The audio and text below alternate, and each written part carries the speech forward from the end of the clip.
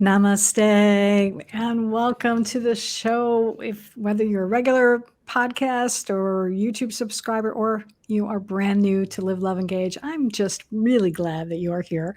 I am Gloria Grace, the light messenger and spiritual alignment coach, and women entrepreneurs hire me to clear the inner blocks, keeping you stuck so you can live the life you want now.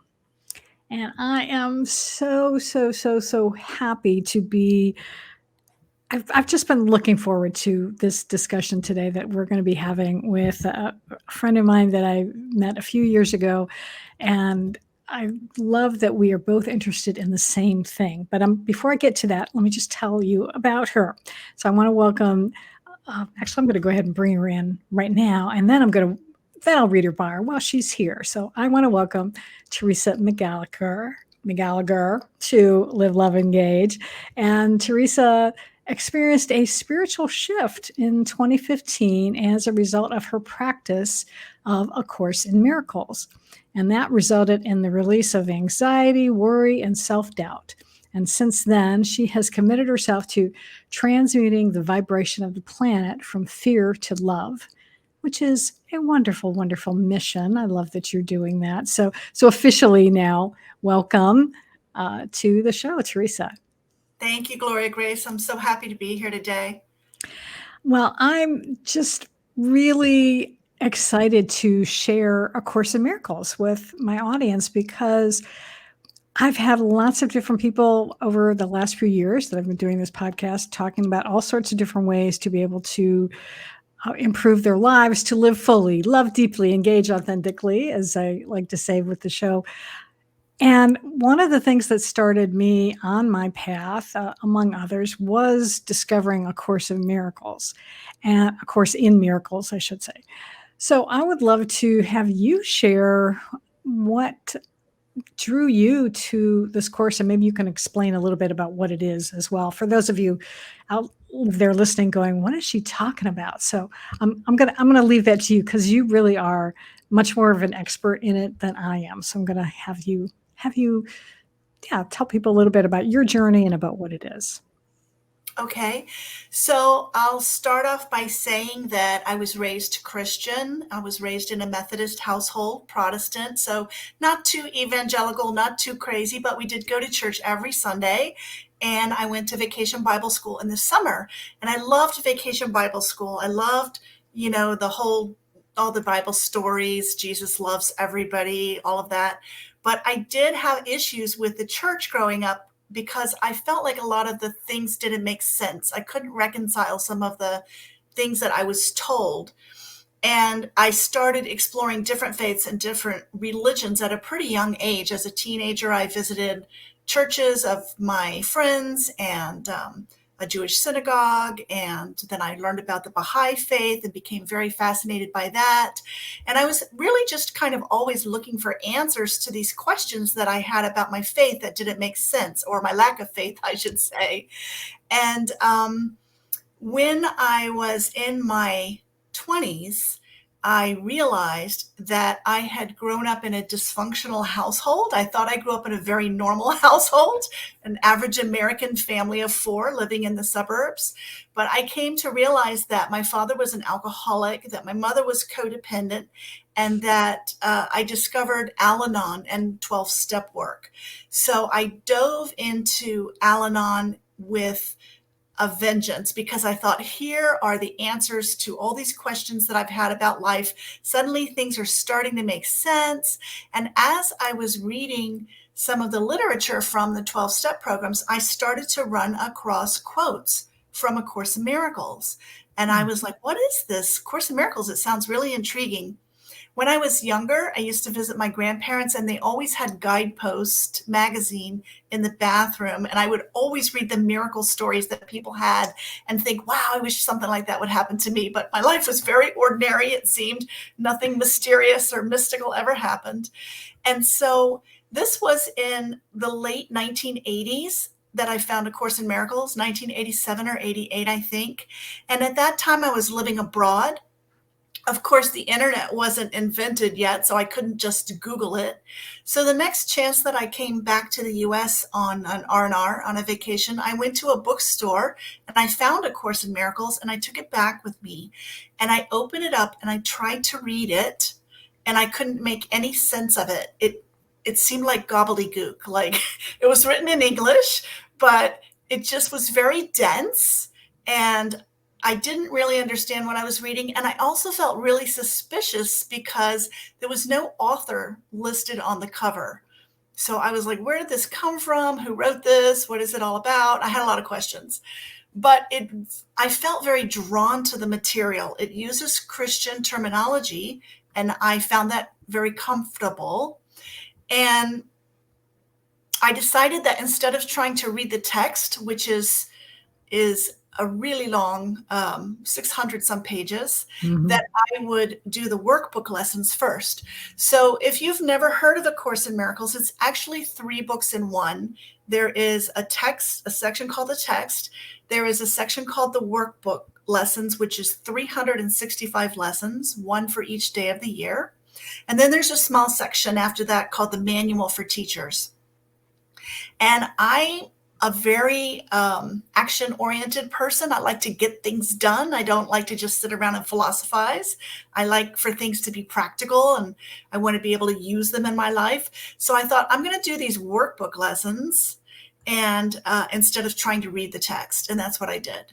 Mm. So I would write the lesson each day on a 3x5 index card, and I would take it into my office and I propped it up in front of my computer, and then I would read it throughout the day and try to remind myself what the lesson was.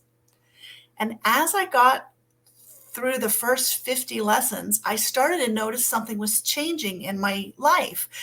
I was feeling more peaceful. I was noticing that I was involved in relationships with people that didn't serve me, that were full of drama and that made me uncomfortable. And I started to ask myself, like, why am I allowing myself to participate in these kinds of relationships? I really wanted to be happy. Bottom line was, I just wanted to be happy. I wasn't happy all the time. And I felt like this book had the answers for me. So the book was supposedly channeled. It's a channeled work by Jesus.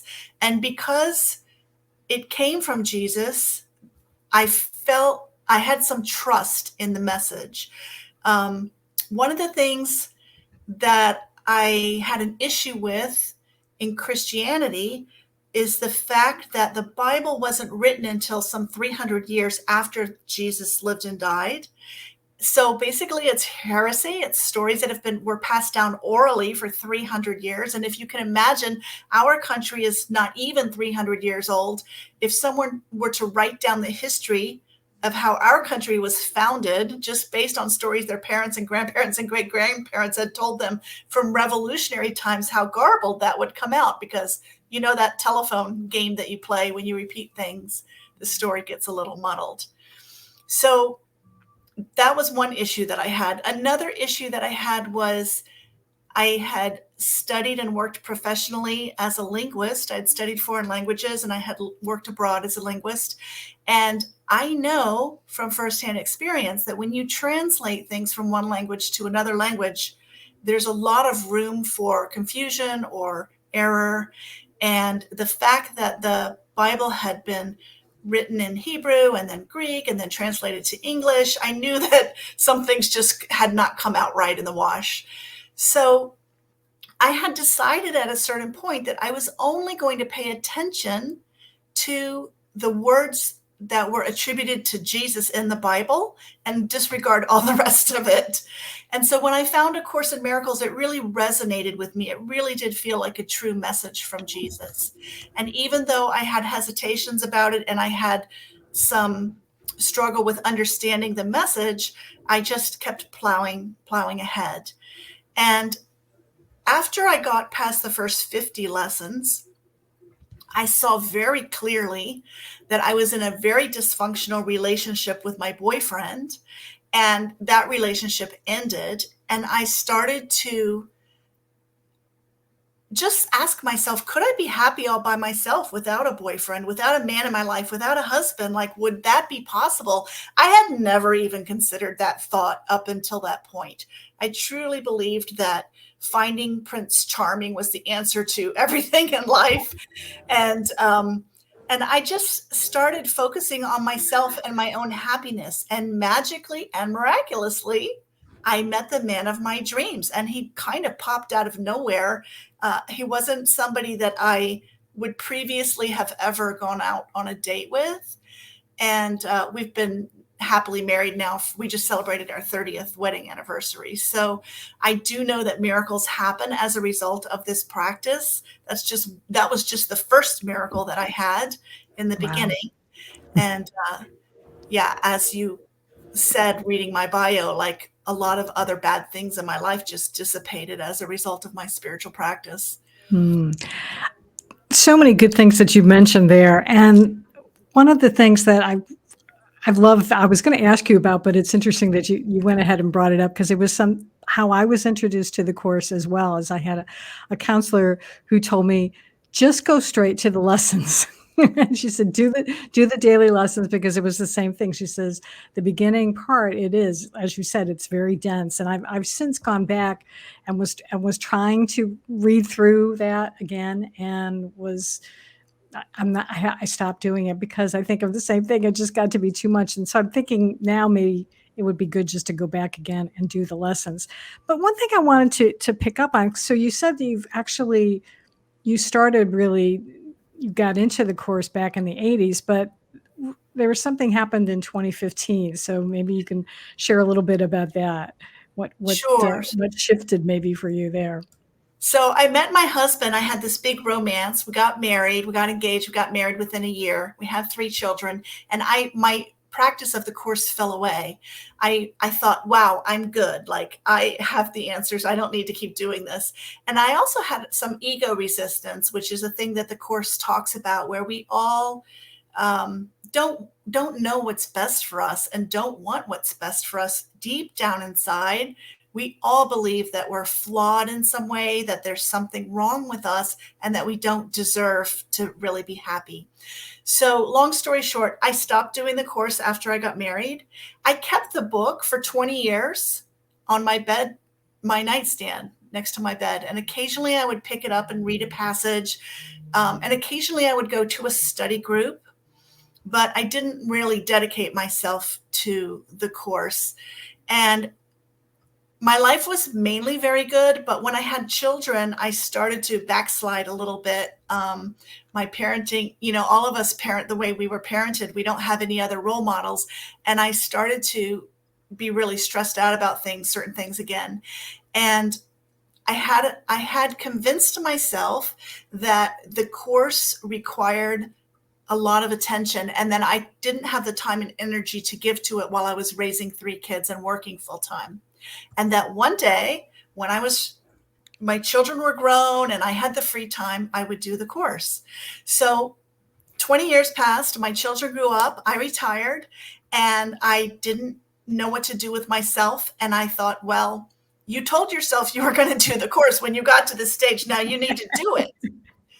And so that's what I did. I opened the book one day, and my eyes fell on the table of contents, and I noticed for the first time that there were 31 chapters in the book. And I thought, if I read a chapter every day, I could finish this whole book in 1 month, the text. And that's what I did. So in October of 2014, I read the entire text in 1 month. I didn't understand a lot of what I was reading, but I just made a commitment and I just plowed through.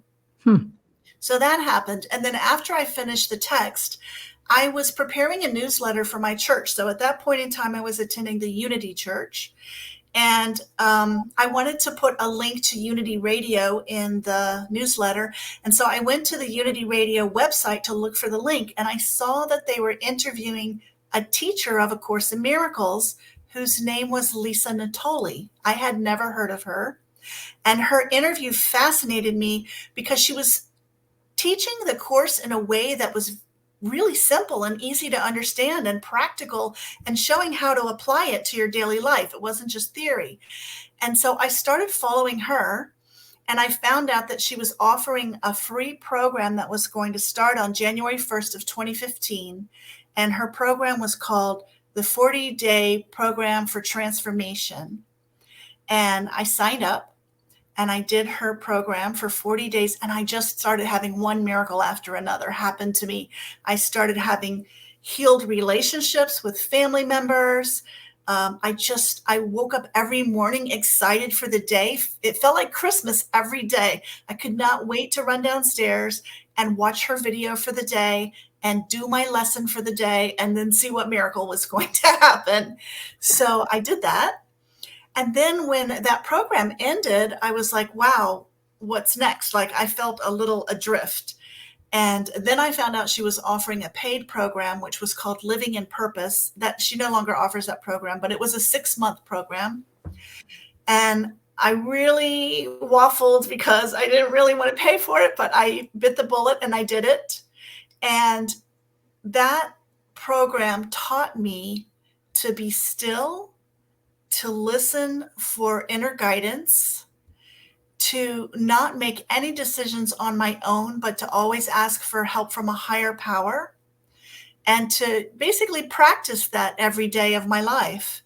And when I got to the end of the 6 months, I noticed that I just felt relaxed all the time. Like all the worries and fears and anxieties and doubts that had plagued me my entire life had evaporated, and I didn't even notice when it happened. It was so subtle, and it was so it wasn't like fireworks. I just suddenly noticed that I felt like a different person one day. Like the things that I used to fret about didn't bother me any longer. Hmm. So I also did commit at that point in time to do the workbook lessons fully, the entire 365, because I had never really got past 52 or something.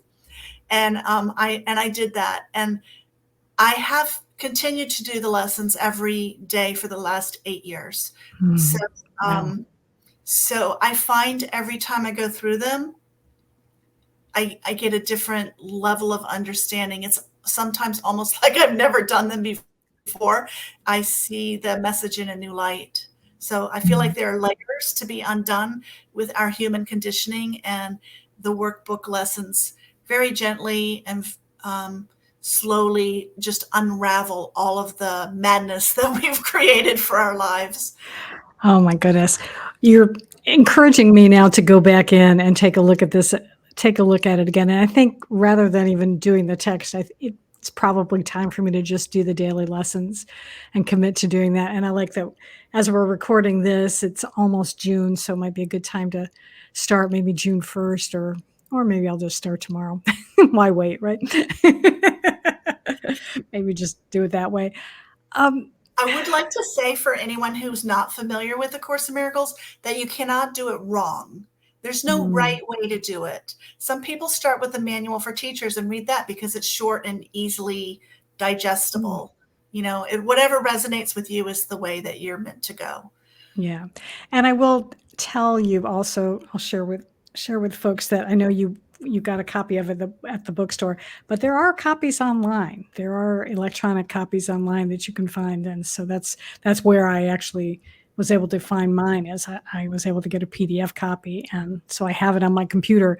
And that made it handy for me, because then I could just, open it up and look at it every day. Um, you've talked a lot about so many great things and about such a profound effect that it has had on your life. Um, and I do appreciate that you just said too that that you can't really get it wrong. Is What would you say though has been maybe just the biggest benefit of applying A Course in Miracles in your life? Because I know you mentioned Wow. a lot of stuff. So maybe what's your top one or two things? I would say that I realize that it's possible to be happy all the time. It's not before the course.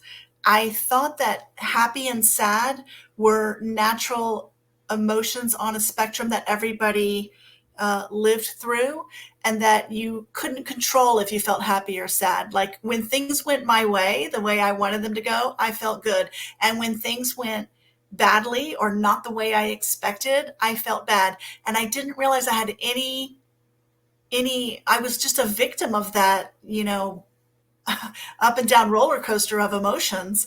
And the course has shown me that I don't have to be a victim tied to a roller coaster. I can actually control the machine, the ride, and decide how I want to feel. And my feelings don't have to be tied to anything external to me. I can choose to be happy no matter what's going on in the world or what's going on in my life. Mm.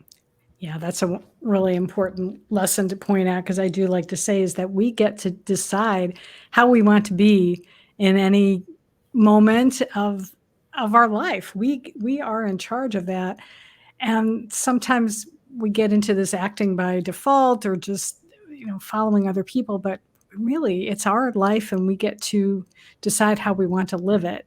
And if you want to be happy, it starts with deciding, and then you can find things that will support you in that, like A Course in Miracles. I wanted to ask you because I realize in knowing you over the past few years, and one of the things I see that you do is you have a YouTube channel and you talk about A Course in Miracles. So could you tell us a little bit about that and maybe why you even decided to start doing that? So the first year that I did the workbook lessons, I did them as instructed. I wrote them down and I repeated them throughout the day. And then the second year and the third year, I did it with partners. So I had people that asked me, they said, I'm having trouble sticking to being accountable to myself and sticking to the lessons every day. So would you do them with me? And then the fourth year, I decided that I would just record the lesson every day and put it up on YouTube. And that was how I did the lessons for a year. So that was how I got started with my YouTube channel, was just recording and posting each daily workbook lesson. And then from there, I just decided to continue creating content about the course, about anything spiritual that I thought might be helpful to people in their practical everyday life. Mm.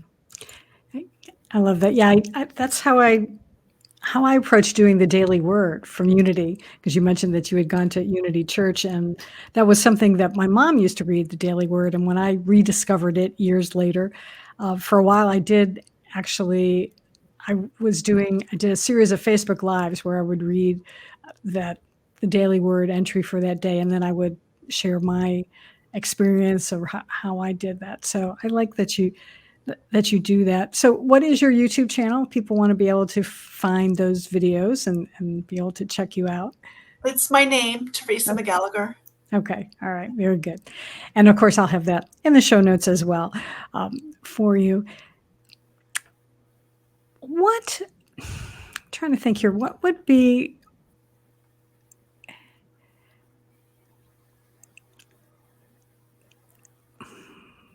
what's the most challenging thing? Yeah, that's what I want to ask you about. What's been the biggest challenge that you found in either getting through the course or yeah, let's say, has there been anything particularly that challenged you in using this uh, method to help you in your life?